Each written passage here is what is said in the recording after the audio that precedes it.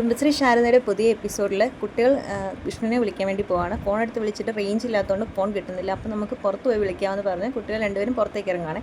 അപ്പോൾ നോക്കിയപ്പോഴത്തേന് ഇതേ ഹർഷൻ അവിടെ നിന്ന് ആരോടോ ഫോൺ സംസാരിക്കുകയാണ്. കുട്ടികൾ രണ്ടാളും ഞെട്ടലോടുകൂടി ഇങ്ങനെ നോക്കുകയാണ്. പപ്പിക്ക് മനസ്സിലായിട്ടില്ല. സത്യ അപ്പോഴത്തേനും ആ ഫോട്ടോ കണ്ട കാര്യമൊക്കെ ഓർക്കുകയാണ്. അല്ലെങ്കിൽ പപ്പി വയ്ക്കുകയാണ് എന്താണ് സത്യ ചെയ്യുന്നത്. അപ്പോഴത്തേനും സത്യ പറയുകയാണ് ഇതാണ് നമ്മുടെ കാർത്തിയാൻ്റെ കല്യാണം കഴിക്കാനിരുന്ന അങ്കിൾ. പപ്പി വയ്ക്കും ഉറപ്പായിട്ടും സത്യ അമ്മയുടെ ഫോണിൽ ഇപ്പോഴും ഈ ഫോട്ടോ ഉണ്ട്. എവിടെയെങ്കിലും വെച്ച് കണ്ട കാർത്തിയാൻ്റിയെക്കുറിച്ച് ചോദിക്കാൻ വേണ്ടി അമ്മ സൂക്ഷിച്ച് വെച്ചതാണ് പറയും. അപ്പോൾ പറയും എന്നാൽ നമുക്ക് കാർത്തിയാൻ്റിയുടെ വിവാഹം എന്ന് നമുക്ക് പറഞ്ഞാലോ എന്ന് പറയാം, ഫോൺ വിളിച്ച് കഴിയട്ടെ എന്ന് രണ്ടുപേരും കൂടെ പറയുകയാണ്. അപ്പോഴാണ് ഹർഷൻ ഭയങ്കര ഫോൺ വിളിക്കുന്ന ആളോട് ഭയങ്കരമായിട്ട് നല്ല ചൂടായി സംസാരിക്കുക. അപ്പോഴത്തേക്കും പപ്പി പറയും ദേഷ്യക്കാരനാണല്ലോ അങ്കിൾ എന്ന് പറയും. അപ്പോൾ പറയും ദേഷ്യം കുറയട്ടെ, അപ്പം നമുക്ക് പറയാമെന്ന് പറയും. ഇനി ദേഷ്യം കുറഞ്ഞില്ലെങ്കിലോ എന്ന് പറയും. അപ്പോഴത്തേക്കിനാണ് ഹർഷൻ ഫോൺ വിളിച്ച് സംസാരിച്ച് അങ്ങ് പോയി ഡോർ തുറന്ന് കാറിൽ കയറി പോകാൻ പോകും. കാണുന്ന കുട്ടികൾ പറയും ഇനി നമ്മൾ സംസാരിച്ചതിൻ്റെ കാര്യമില്ല, നമുക്ക് എത്രയും വേഗം ആ കാറിൻ്റെ ഡിക്കിക്കകത്ത് പോയി കയറാമെന്ന് പറയും. അപ്പോൾ ഡിക്കിയിലോ എന്ന് ചോദിക്കും. അപ്പോൾ പറയും എന്തായാലും നമുക്ക് ഡിക്കി കയറാം, കുറച്ച് കഴിഞ്ഞ് ദേഷ്യം മാറും, നമുക്ക് കാര്യങ്ങൾ പറയാമല്ലോ എന്ന് പറഞ്ഞ് സത്യം പപ്പിയും കൂടെ കാറിൻ്റെ അടുത്തേക്ക് പോവുകയാണ്. പതിയെ ഡിക്കി തുറന്നിട്ട് ആദ്യം പപ്പി കയറി, പിന്നെ സത്യം കയറി. പപ്പിക്ക് നല്ല പേടിയുണ്ട്. അങ്ങനെ രണ്ടുപേരും കൊണ്ട് ഡിക്കിക്കകത്ത് കയറി. ഹർഷനൊന്നും അറിയുന്നില്ല.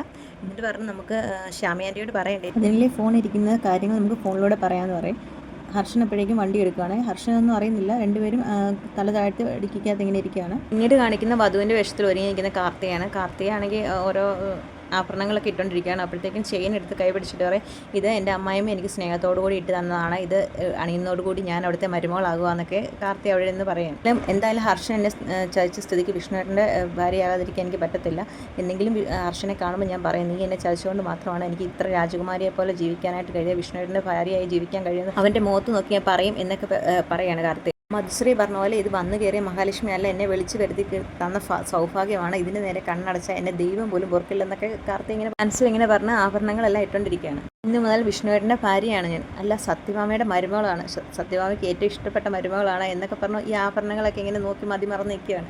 അപ്പോഴേക്കാണ് കാർത്തിയുടെ അച്ഛനും അമ്മയും അവിടെ വരുന്നത്. ഇത് കണ്ടിട്ട് കാർത്തിക ഞെട്ടി അച്ഛ എന്ന് വിളിക്കുക. അപ്പോഴത്തേനും വിളിക്കും നീ ആ വിളി മറന്നിട്ടില്ലല്ലേ, മറന്നെങ്കിൽ ഒന്ന് ഓർപ്പിക്കാൻ വേണ്ടി പറഞ്ഞതേ ഉള്ളൂ, ഇപ്പോഴത്തെ കുട്ടികളുടെ ഫാഷനായ മനഃപൂർവ്വം മറക്കുന്ന കാര്യം എന്നൊക്കെ പറയും. എന്നിട്ട് അമ്മയെ കാണിച്ചിട്ട് പറഞ്ഞത് ഇതാണ് ശൈലജ, ഇതെൻ്റെ ഭാര്യയാണെന്ന് പറയും. അപ്പോൾ കാർത്തി ചോദിക്കുക അച്ഛ എന്താ ഇങ്ങനെയൊക്കെ പറയുന്നതെന്ന് ചോദിക്കില്ല, നീ മറന്ന കാര്യങ്ങൾ കുറച്ച് ഓർമ്മിപ്പിച്ചതേ ഉള്ളൂ, ഓർക്കുന്നുണ്ടെങ്കിൽ ക്ഷമിക്കുക എന്ന് പറയും. അപ്പോൾ കാർത്തിയുടെ അമ്മ ചോദിക്കും ഇന്ന് മോളുടെ കല്യാണമാണല്ലേ.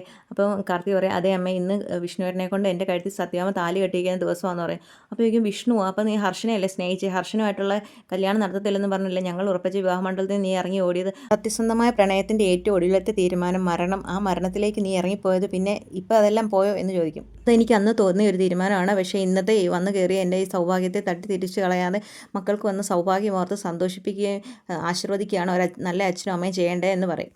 അച്ഛനപ്പോൾ പറയും ഞങ്ങൾ നല്ലൊരു അച്ഛനും അമ്മയും അല്ലെന്ന് തെളിയിച്ചിട്ടാണല്ലോ നീ ഞങ്ങളെ ഒരു നാട്ടുകാരുടെ മുഴുവൻ മുന്നിൽ നാണം കെടുത്തിയിട്ട് നീ ഇറങ്ങി ഓടിയത് എന്ന് പറയും. കേൾക്കുന്ന കാർത്തി പറയും ഇന്ന് എൻ്റെ വിവാഹമാണ്, ഒരു പെൺകുട്ടി ഏറ്റവും കൂടുതൽ സന്തോഷിക്കേണ്ട ദിവസമാണ്, ആ ദിവസത്തെ സന്തോഷം കളയാൻ വേണ്ടിയാണോ ഈ അച്ഛനും അമ്മയും ഇപ്പോൾ ഇങ്ങോട്ട് ഓടി വന്നതെന്ന് ചോദിക്കും. അപ്പോൾ അച്ഛൻ പറയും നീ ഏറ്റവും കൂടുതൽ സന്തോഷിക്കുന്ന ഇന്ന് തന്നെയായിരിക്കും, ഈ സത്യഭാമയുടെ സ്വത്തും മുതലും എല്ലാം കണ്ട് നീ കണ്ണ് മഞ്ഞളിച്ചിരിക്കുകയല്ലേ, ഇന്ന് നിൻ്റെ വിവാഹമായിട്ട് നീ സന്തോഷിച്ചിരിക്കുകയല്ലേ, ഇനി ഹർഷൻ തിരിച്ചു വന്നാൽ നീ എന്തോ ചെയ്യുമെന്ന് ചോദിക്കും. ഈ കല്യാണം നടന്ന ശാലിനി മേഡത്തിൻ്റെ അവസ്ഥയോ എന്ന് അച്ഛൻ ഇങ്ങനെ ചോദിക്കുക. അപ്പോഴത്തേക്കും പറയാം അച്ഛ അത് പിന്നെ എന്ന് പറഞ്ഞിട്ട് കാർത്തിക മനസ്സിൽ വിചാരിക്കുകയാണ് ഹർഷൻ വേറൊരു വിവാഹം കഴിച്ചെന്ന് ഇവരോടിപ്പോൾ ഞാൻ പറഞ്ഞാൽ അവർ വിശ്വസിക്കുമോ, ഞാനല്ല അവനെ ചതിച്ചു, അവനാ എന്നെ ചതിച്ചെന്ന് പറഞ്ഞാൽ വിശ്വസിക്കുക എന്നൊക്കെ കാർത്തിക ഇങ്ങനെ മനസ്സിൽ വിചാരിക്കുകയാണ്. വിഷ്ണുവേട്ടൻ്റെ സ്വത്തും മുതലും കണ്ടിട്ട് ഞാനിങ്ങനെ കള്ളം പറയുന്നതാണ് ഇവർ വിചാരിക്കത്തുള്ളൂ എന്ന് കാർത്തിക ഇങ്ങനെ മനസ്സിൽ വിചാരിക്കുകയാണ്. അപ്പോഴേക്കും കാർത്തികയുടെ അമ്മ ശൈലജ കൈ പിടിച്ചിട്ട് പറയുകയാണ് മോളെ നീ സ്നേഹിച്ച ഹർഷനെ അല്ലേ, അപ്പോൾ പരസ്പരം സ്നേഹിക്കുന്നവർ തമ്മിലാണ് വിവാഹം കഴിക്കേണ്ടത്, ഇവിടെയാണ് വിഷ്ണുവോ എന്ന് പറയുമ്പോഴത്തേക്കിനും കാർത്തിക അമ്മയുടെ കയ്യിൽ നിന്ന് കൈ തിരിച്ച് വലിക്കുകയാണ്. എന്നിട്ട് പറയാം നിങ്ങൾ കരുതുന്ന പോലെ അല്ല, ഞാനിതെങ്ങനെ നിങ്ങളെ പറഞ്ഞ് മനസ്സിലാക്കുന്നത് എന്ന് പറഞ്ഞ് ഹർഷൻ എന്ന് പറഞ്ഞ് നിൽക്കുമ്പോഴേക്കും അച്ഛൻ പറയാണ് മോളെ നീ വിവാഹത്തിന് പിന്മാറണമെന്ന്. അപ്പോഴേക്കും ഇത് കേട്ടോണ്ട് സത്യഭാമ വന്നിട്ട് പറയാം സാധ്യമല്ലെന്ന് പറയുകയാണ്. എന്നിട്ട് സത്യഭാമ പറയാം ഞാൻ കരുതി അച്ഛനും അമ്മയും വന്നത് ചെറുക്കനെ പെണ്ണിനെ ആശീർവദിക്കാനാണ്, ഈ വിവാഹം മുടക്കാനാണെന്ന് അറിഞ്ഞത് നിങ്ങൾ ഇങ്ങോട്ട് കയറില്ലായിരുന്നു എന്ന് പറയുകയാണ്. അപ്പോൾ രാജേന്ദ്രൻ പറയും ഞങ്ങൾ പറയുന്നത് എന്ന് പറയുമ്പോഴേക്കും സത്യഭാമ പറയാണ് നിങ്ങൾ പറയുന്നത് ഇവിടെ കേൾക്കാനായിട്ട് സമയമില്ല, ഇന്ന് 12-നും 12:30 ഇടയ്ക്ക് എൻ്റെ മോൻ്റെ വിവാഹമാണ്, വരൻ എൻ്റെ മകൻ വിഷ്ണു, വധു ഈ കാർത്തിക എന്ന് പറയും. എന്നിട്ട് പറയും ഈ വിവാഹം നിശ്ചയിച്ചിരിക്കുന്ന സത്യഭാമയാണ്, ഈ കല്യാണം ഒരിക്കലും മുടങ്ങില്ല എന്ന് പറയും. ഈ വിവാഹം നടക്കുന്നതുകൊണ്ട് നിങ്ങളുടെ മോൾക്ക് എന്തെങ്കിലും പറ്റുമെന്നുള്ള വിഷമത്തിലാണ് നിങ്ങളിങ്ങനെ പറയുന്നതെങ്കിൽ അത് ഓർത്ത് നിങ്ങൾ ഒട്ടും വിഷമിക്കേണ്ട, ഞാനാണ് നിങ്ങൾക്ക് വാക്ക് തരുന്നത്, നിങ്ങളുടെ മോൾക്ക് ഒന്നും സംഭവിക്കത്തില്ല എന്ന് സത്യഭാമ പറയും. അപ്പോൾ ശൈലജ പറയാണ് സത്യാമ്മ ഞങ്ങൾ പറയുന്നത് എന്ന് പറയുമ്പോഴേക്കും സത്യാമ്മ ഇതൊന്നും പറയാൻ അനുവദിക്കുന്നില്ല. മതി എന്ന് പറഞ്ഞിട്ട് പറയും വിവാഹത്തിൽ പങ്കെടുക്കണം, വന്നത് നന്നായി, വിവാഹത്തിൽ പങ്കെടുത്ത് മകളെയും മരുമകനെയും ആശീർവദിച്ചിട്ട് സദ്യ ഉണ്ടിട്ട് സന്തോഷത്തോടെ ഒരു മോളുടെ വിവാഹം കഴിച്ചു വിട്ടതിൻ്റെ ആ ഒരു ഇതിൽ പോകുക എന്ന് സത്യാമ്മ പറയും. അതല്ലെങ്കിൽ ഇപ്പോൾ ഇവിടെ നിന്ന് ഇറങ്ങണം, തീരുമാനം നിങ്ങളുടേതാണ്. എന്നിട്ട് മാമ ചോദിക്കും എന്ത് തീരുമാനിച്ചെന്ന്. അപ്പോഴത്തേക്കിനും കാർത്തിയുടെ അച്ഛൻ പറയാണ് ഇനി ഞങ്ങളുടെ തീരുമാനങ്ങളൊന്നും ഇവിടെ സ്ഥാനമില്ലല്ലോ എന്ന് പറഞ്ഞിട്ട് ഇങ്ങനെ നിൽക്കും. അപ്പോഴേക്കും പറയും കല്യാണം കൂടണമെന്നുണ്ടെങ്കിൽ ക്ഷേത്രത്തിലേക്ക് പൊക്കോളൂ എന്ന് പറയും. അപ്പോഴേക്കും കാർത്തിയുടെ അച്ഛൻ മോളെ എന്ന് വിളിക്കും. അപ്പം കാർത്തിക മോൻ തിരിച്ചു പോവുകയാണ്. ഇത് കാണുന്ന അവർക്ക് വിഷമമാവുകയാണ്. എന്നിട്ട് ശൈലജയെ കൂട്ടിക്കൊണ്ട് അവരവിടെ നിന്ന് പോവുകയാണ്. കാർത്തികയോട് സത്യാമ്മ പറയുകയാണ് കല്യാണം നടക്കുന്നവരെ എതിർപ്പുകൾ ഒരുപാടുണ്ടാകും, സത്യാമ്മ കൂടെയുണ്ട്, ഈ കല്യാണം നടക്കേണ്ടത് എൻ്റെയാണ്, നിന്നെക്കാട്ടിലും ഏറ്റവും കൂടുതൽ ആവശ്യം എൻ്റെയാണ്, ചിലരുടെ മുഖത്ത് നോക്കി എനിക്ക് പലതും പറയാനുള്ളതാണെന്ന് പറയും. ഇത് കേൾക്കുമ്പോൾ കാർത്തികയ്ക്ക് ഭയങ്കര സന്തോഷമാവുകയാണ്. പിന്നെ കാണിക്കുന്നത് ഹർഷൻ ഇങ്ങനെ വണ്ടി ഓടിച്ചുകൊണ്ട് പോവുകയാണ്. കുട്ടികൾ ഡിക്കിക്കകത്ത് തന്നെയുണ്ട്. ഹർഷൻ ഇതൊന്നും അറിയുന്നില്ല. അടുത്തായിട്ട് കാണിക്കുന്നത് ശാലിനി ഹോസ്പിറ്റലിൽ കിടക്കുകയാണ്. ശ്യാമ അടുത്തുണ്ട്. വേഗം ആക്സിഡൻറ്റ് നടന്ന കാര്യങ്ങളൊക്കെ ഓർത്ത് ശാലിനി ഇങ്ങനെ ഞെട്ടി ഉണരുവാണ്. അപ്പോഴേക്കും ശ്യാമ വിളിച്ചെന്ന് വിളിച്ചിങ്ങനെ തട്ടി ഉണർത്താൻ പോവാണ്. അപ്പോഴേക്കും ഒരു നേഴ്സ് വരും. അപ്പോൾ ശ്യാമ പറയും ഉണർന്നു തോന്നുന്നു പറയും. അപ്പോൾ നേഴ്സ് പറയും ഇനിയിപ്പോൾ ഉറക്കം കിട്ടണമെങ്കിൽ പാടായിരിക്കും, വേദനകളൊക്കെ വരാൻ സാധ്യതയുണ്ട് എന്ന് പറയും. അങ്ങനെ പറഞ്ഞിട്ട് നേഴ്സ് അങ്ങോട്ട് പോവുകയാണ്. അപ്പോഴത്തേനും ശ്യാമ വന്നിട്ട് പറയും കുഞ്ഞേച്ചി ഇത് ഞാൻ ശ്യാമയാന്ന് പറയുമ്പോഴേക്കും ശാലിനി അങ്ങനെ ചെറിയൊരു ബോധത്തോടു കൂടി കടന്നിട്ട് ആക്സിഡൻറ്റ് നടക്കുന്നതിന് മുന്നത്തെ കാര്യങ്ങളൊക്കെ ഇങ്ങനെ ഓർക്കുകയാണ്. ഹർഷനെ കണ്ട കാര്യം, ഹർഷൻ ആക്സിഡൻറ്റ് നടന്നു കഴിഞ്ഞ് ശാലിനിയെ തട്ടി ഉണർത്തിയതും എല്ലാം ഇങ്ങനെ ഓർത്തുകൊണ്ടിരിക്കുകയാണ്. അപ്പോഴേക്കും ഓർത്ത് ശാലിനി ഇങ്ങനെ എഴുന്നേറ്റ് വരികയാണ്. അപ്പോഴേക്കും ശ്യാമ ചോദിക്കും കുഞ്ഞേച്ചി എന്തെങ്കിലും ബുദ്ധിമുട്ട് തോന്നുന്നുണ്ടോ? കുഞ്ഞേച്ചി എന്താണെന്ന് പറയും, വേദന ഉണ്ടോയെന്ന് ചോദിച്ചാൽ അപ്പോഴേക്കും സിസ്റ്റർ ഓടി വരും. സിസ്റ്റർ വന്നിട്ടെങ്കിൽ വേദനയുണ്ടോ എന്തോ ഡോക്ടറോട് പറഞ്ഞ ഒരു ഇഞ്ചക്ഷനും കൂടെ എടുപ്പിക്കാമെന്നൊക്കെ പറയും. അപ്പോൾ ശാലിനി ഇങ്ങനെ വേഗം ഞെട്ടി വന്നിട്ട് ചോദിക്കും എന്നെ ഇവിടെ ആരാ ഇവിടെ കൊണ്ടുവന്നേ എന്ന് ചോദിക്കും. അപ്പം പറയും ആ സാറിൻ്റെ പേര് ഞങ്ങൾ രജിസ്റ്റർ എഴുതിയിട്ടുണ്ടെന്ന് പറയും. അപ്പം ചോദിക്കും ഹർഷന് വല്ലതും ആണോ പേരെന്ന് എന്ന് ചോദിക്കും. അപ്പോഴേക്കും ഈ നേഴ്സ് പറയും അങ്ങനെ എന്തോ ആണെന്ന് തോന്നുന്നു.